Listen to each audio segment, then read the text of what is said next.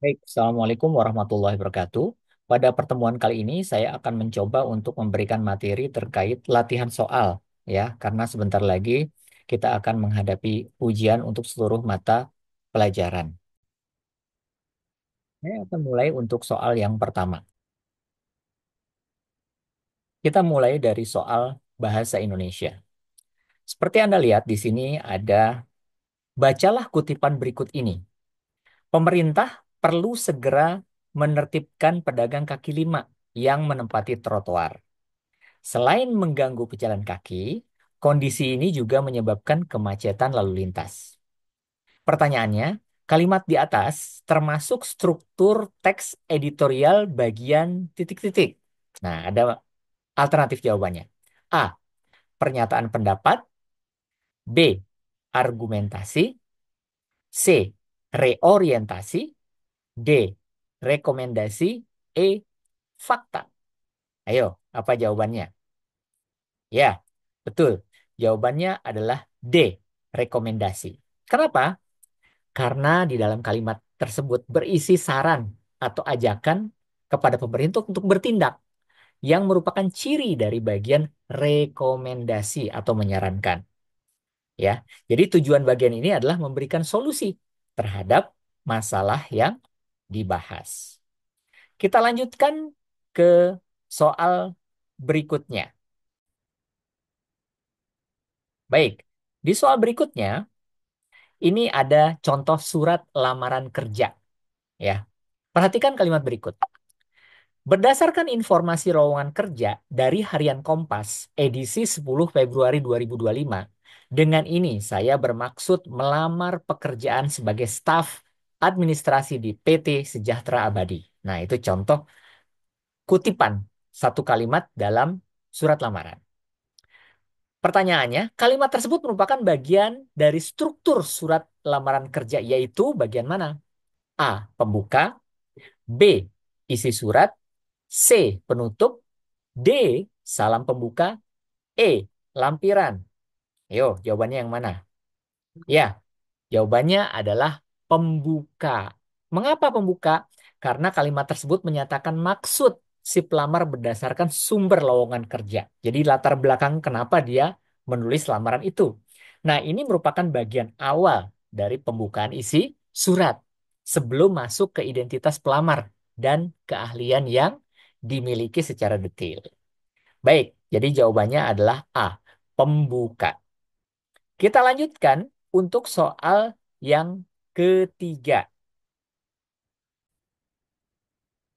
Di pertanyaan ketiga, di sini ada terkait dengan cerpen atau cerita pendek, ya. Berikut ini yang merupakan kaidah kebahasaan cerita pendek atau cerpen adalah A. Menggunakan bahasa ilmiah dan istilah teknis? Tentu saja tidak. B. Banyak menggunakan kalimat pasif dan data faktual seperti di koran-koran berita. C. Menggandung kalimat deskriptif dan penggunaan sudut pandang. D. Menjelaskan proses dengan aturan logis. E. Menggunakan rima dan majas repetisi. Ayo, yang mana kira-kira jawabannya? Jawabannya adalah C. Karena cerita pendek, dia bercerita. Cerita itu artinya mendeskripsikan sesuatu. Jadi, jawabannya adalah C. Mengandung kalimat deskriptif dan penggunaan sudut pandang. Jadi, cerpen itu punya ciri khas, yaitu penggambaran tokoh, latar, dan suasana. Tiga nih ciri khasnya. Secara apa? Deskriptif, menggambarkan, diceritakan bentuk orangnya seperti apa, kulitnya seperti apa, itu deskriptif. Selain itu, penggunaan sudut pandang. Orang pertama atau ketiga. Orang pertama dia bercerita saya melakukan perjalanan dari Jakarta ke Aceh misalkan. Nah, ini merupakan salah satu unsur pembentuk cerpen. Oke ya, jadi jawabannya adalah C.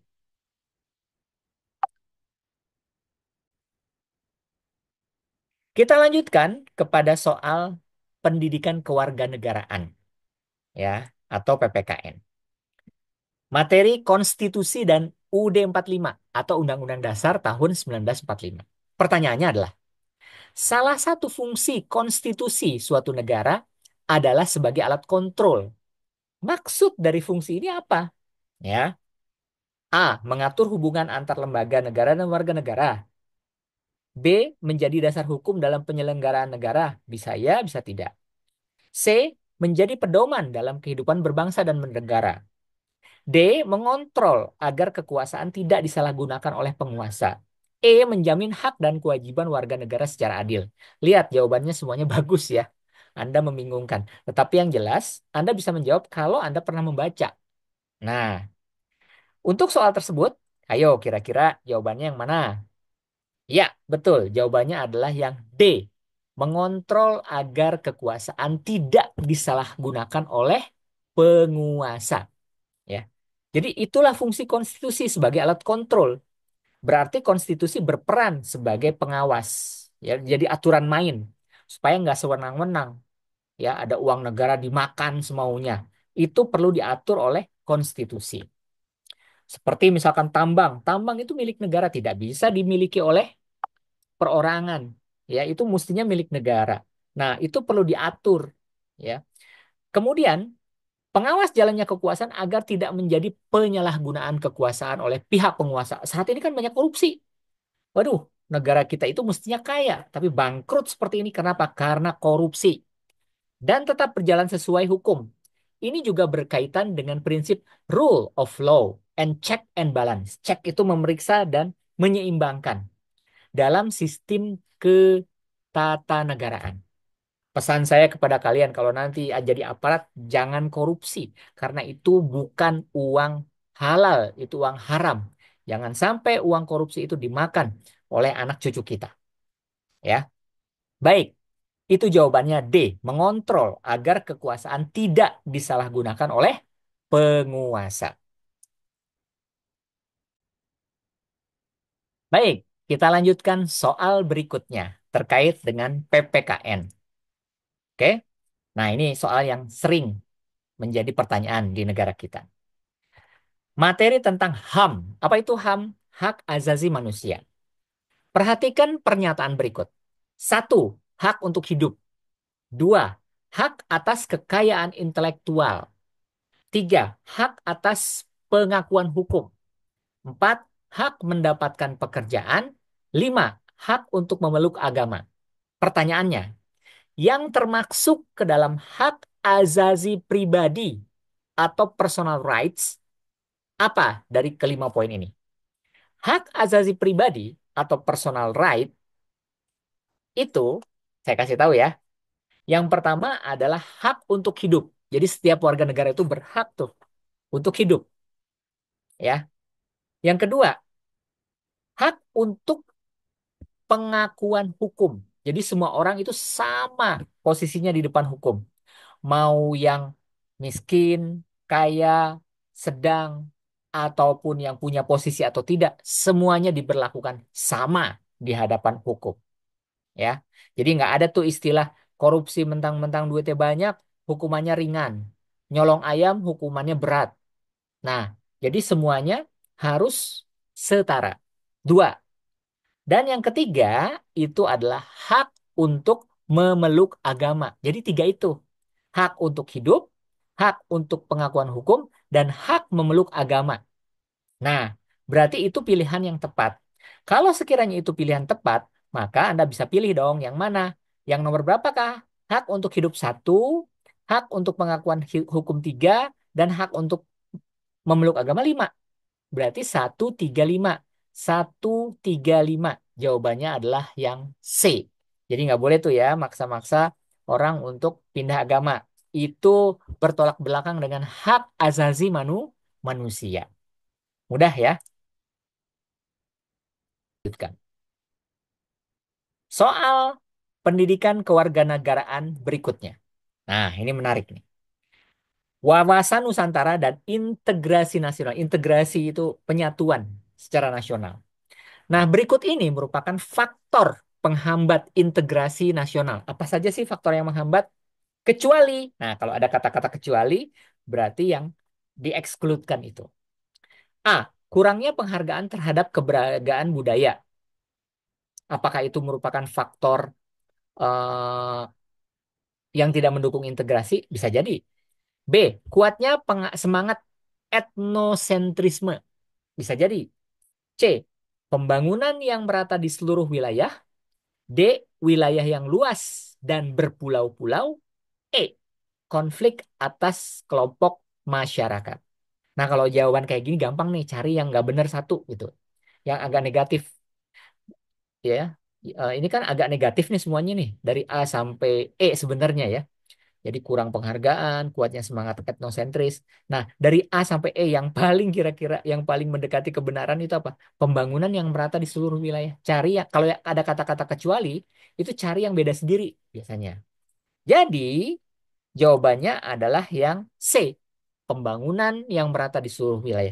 Jadi pembangunan yang merata di seluruh wilayah itu justru mendukung integrasi, bukan berlawanan. Sementara poin A, B, D, E itu berlawanan terhadap integrasi, bisa memunculkan pemecah belahan dalam masyarakat.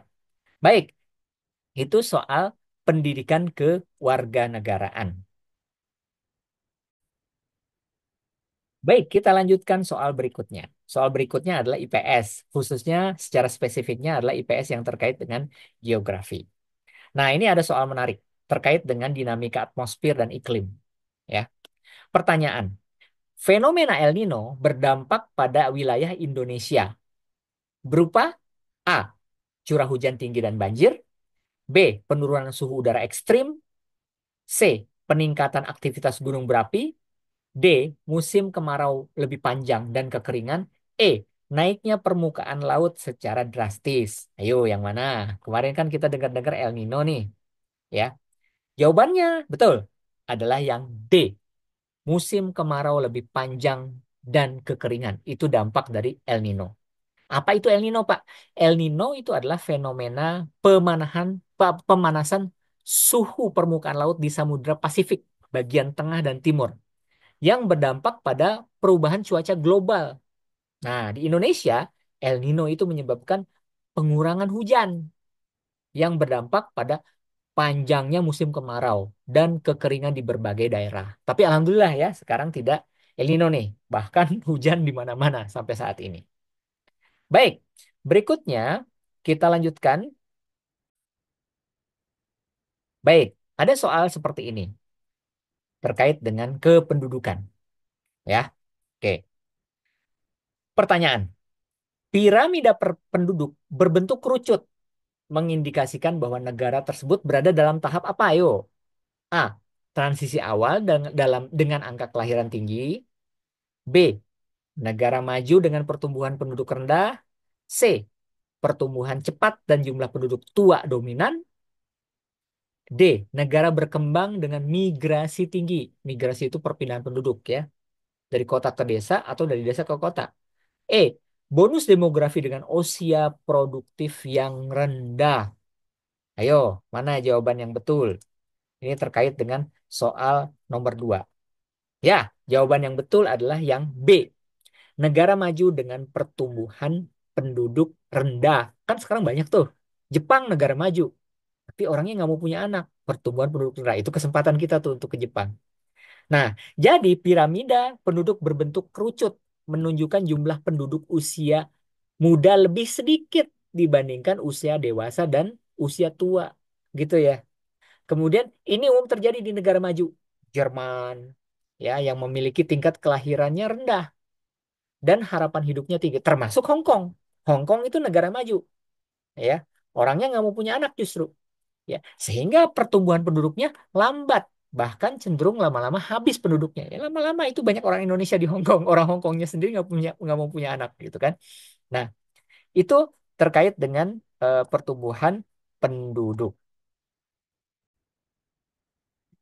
Soal terakhir, nah, ini terkait dengan mitigasi. Mitigasi itu adalah pengurangan resiko. Makanya kalau naik motor Anda pakai helm. Mitigasi, pengurangan resiko. Kalau nggak pakai helm, jatuh kepala kita bisa pecah. Nah, untuk mengantisipasi itu kita butuh mitigasi. Anda pakai helm, gitu. Nah, mitigasi bencana alam. Pertanyaan, upaya mitigasi non struktural dalam menghadapi bencana gempa bumi adalah, nah, kan di kita banyak terjadi gempa bumi. A, jadi upaya untuk mengurangi dampak gempa bumi itu apa? A. Membangun rumah tahan gempa. B. Membuat jalur evakuasi kalau ada gempa. C. mendirikan bangunan dengan pondasi kuat. D. Edukasi dan simulasi bencana di sekolah. Jadi kalau ada gempa, gimana cara mengantisipasinya? Ya. E. Menyusun sistem drainase perkantoran, perkotaan. Mana yang benar? Jadi mitigasi, kalau misalkan ada gempa, yang korban 100, gimana caranya mengurangi? Ya, paling enggak hanya 30 atau 20 atau bahkan tidak ada yang korban. Itu namanya mitigasi. Nah, jawabannya adalah yang D. Edukasi dan simulasi bencana di sekolah. Jadi, mitigasi non struktural itu apa? Edukasi masyarakat. Masyarakat dikasih tahu. B. Peta rawan bencana. Daerah-daerah yang rawan bencana itu dikasih tahu. C. Peraturan kebencanaan. Ada peraturan pemerintah yang mengatur itu. Ya. Nah, ini yang disebut dengan non struktural. Ya. Baik, kita lanjutkan. Itu tadi soal yang terkait dengan geografi.